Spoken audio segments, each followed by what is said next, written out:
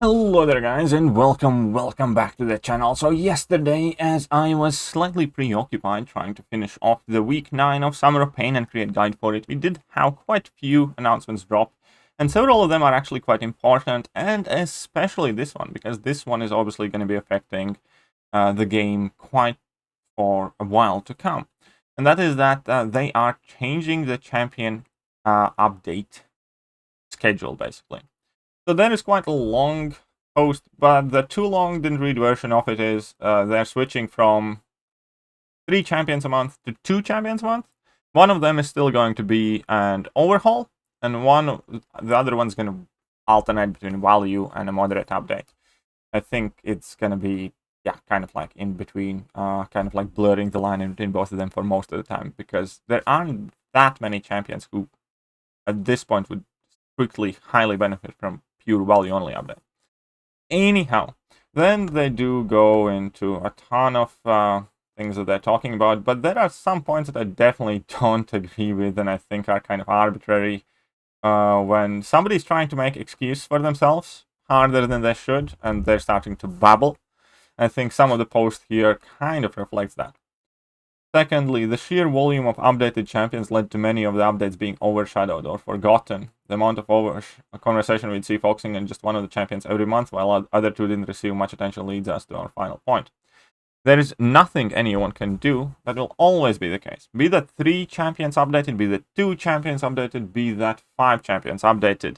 As long as there is a choice, people will always talk about the one that is more desired, more better, perceived to be more successful. That's just how life works. That's exact example of alliance war tactics, where they had to take the choice away from us because they could never, ever balance them in a way where all of them would be equally represented. There's always winners and there's always losers in life. Nobody gets participation trophies outside of primary school. I hope they don't.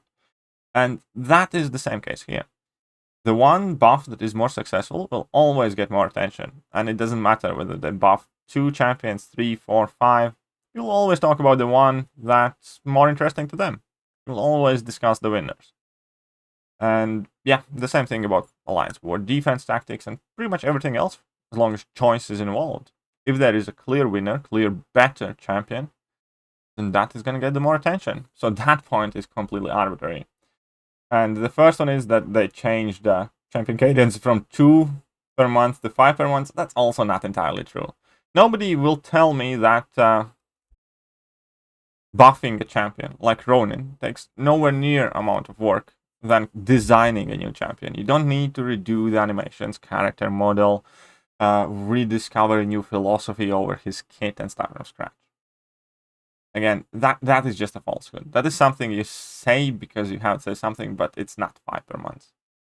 If anything, that overhaul I could accept demands relatively significant amount of effort, but still not as much as bringing anything from new. And the same principle of no matter how small the x is, so long as it's in positive value, 1 plus 1 plus x is bigger amount than 1 would be, or that x would be by itself. It's the basics of math and basics of amount of work required. If you don't have to create a character model, if you don't have to start from scratch, you don't have to do as much work. So that did not change the champion cadence from 2 per 5. That is just a relatively silly argument there as well. And lastly, we have heard it from ourselves and we have heard it from our players and feel it ourselves. Some of the updates are not up to the level that summoners had hoped. While not every champion is meant to suddenly skyrocket to the top of DPS charts, replace every champion in your roster, we feel that players are not happy with some of the updates. Yeah, because some of the updates have been pathetic. And that again is like, if you do a bad job, you do a bad job. If you're overworked, is basically what they're saying, then the answer can't always be do less. The answer sometimes from a company should be hire people and distribute the workload more evenly. I do not believe that everybody is having sleepless nights and pulling in overtime because they needed to add in 10 DPS points to Nova, something like that. Obviously, I can understand and can sympathize, and truthfully, from the bottom of my heart, if this leads to better champions, I'm fine with it. I don't care if it's 3 buffs per month or 2 buffs. I care whether the buffs are good. They're right.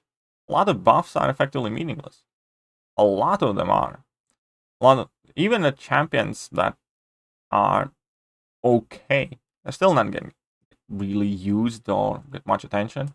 The buffs need to be good and interesting. They have to. Otherwise, why do them at all? And if they feel that this will help them deliver better end result champions for us, I'm okay with that. But you can't say that, champions get overshadowed. Every champion's getting overshadowed. When you can say that you're going to release one champion a month because other one gets overshadowed, can't always just cut things off and put the burden on your players. Sometimes you need to do better as a company or as a designer. Sometimes the answer is hire a new person that helps you with that. Sometimes the answer is find more efficient ways how to do things. And I am fine with them, again, changing the cadence. I think 2 buffs a month is still perfectly adequate and acceptable. Not this huge fan of this change, but again, if it ultimately leads to the buffs being more meaningful, then I'm fine with that. But they have to prove that. They have to make sure that the upcoming buffs are, in fact, more meaningful. If they write up all of this feel sorry for ourselves essay and our overshadowed champions, and they still release underwhelming buffs, well, then they had been living on borrowed goodwill that will run out very quickly.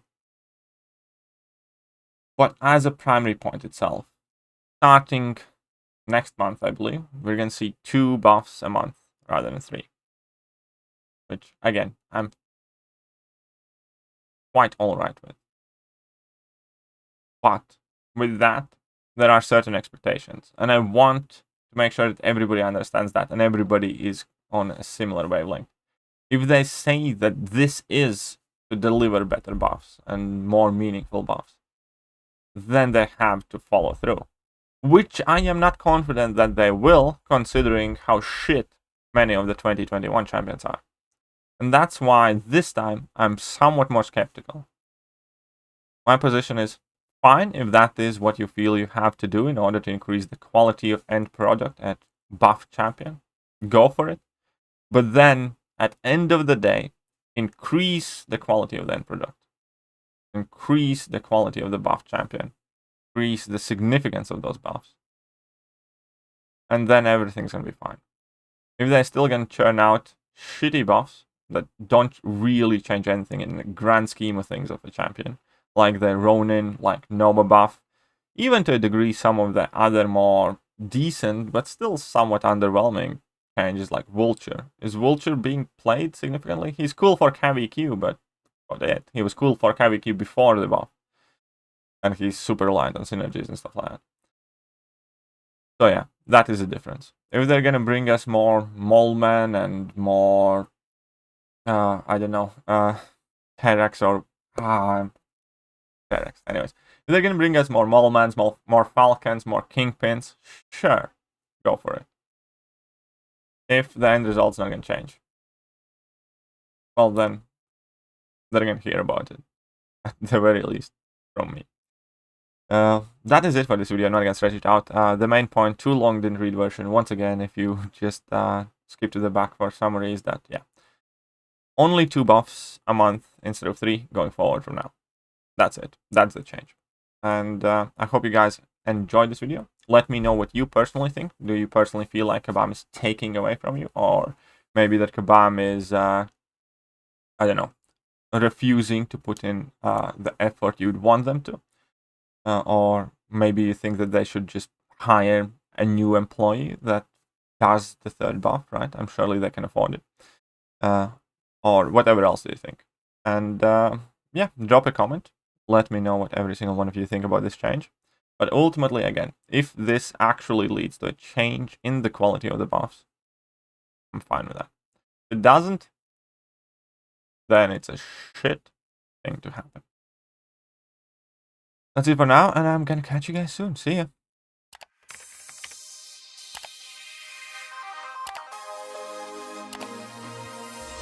Hello there guys, and welcome back to the channel. So we have all the information about